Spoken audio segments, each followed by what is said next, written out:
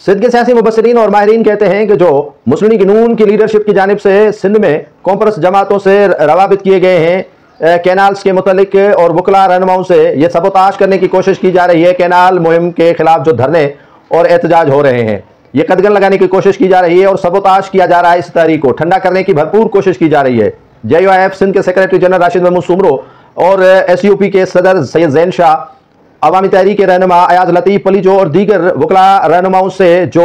राना सनाउल्लाह और बशीर मेमन ने रब्ता किया है कि आप एहतजाजी धरने खत्म करें। वज़ीर आज़म तुर्की के दौरे के बाद आपसे मुलाकात करेंगे और मुलाकात होगी और मुलाकात में सारे मामलात इकट्ठे होकर तय किए जाएंगे। अब इससे पीपुल्स पार्टी को माइनस किया गया है और माइनस करने के बाद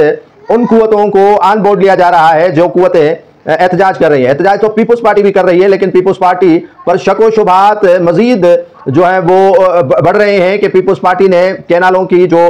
मंजूरी है वो सदर आसिफ अली जरदारी ने दे दी है और इनकी मंजूरी से कैनाल बन रहे हैं। ये नून लीग ने भी मौक़िफ़ दोहराया है कि आप एक तरफ तो कैनाल्स की मंजूरी देते हैं तो दूसरी जानिब जो है वो डिनाई करते हैं और एहतजाज कर रहे हैं। तो पीपुल्स पार्टी कहती है कि हमारी इन साजिशों के खिलाफ, जो हमारे खिलाफ साजिशें हो रही हैं, इनके खिलाफ मुस्लिम लीग नून की मरियम नवाज शरीफ खड़ी है। और इससे अब पता लग जाता है कि पीपुल्स पार्टी और नून लीग के दरमियान जो दूरियां बढ़ी हैं, उनके पीछे कौन सी साजिशें दरकार हैं या कौन सी साजिशें शुरू की गई हैं। और दीगर जो सियासी यहाँ के मुबस्सिरीन कहते हैं कि वकला रहनुमाओं से जो मुस्लिम लीग नून की क़यादत ने रब्ता किया है या कॉन्फ्रेंस जमातों से जो रब्ता किया गया है या सूबाई हुकूमत से 2 दिन कबल जो है वो शजीना मेमन से राना सनाउल्लाह ने रब्ता किया है, इनके पीछे सिर्फ तहरीक को कमज़ोर और ठंडा करना है और कुछ नहीं है।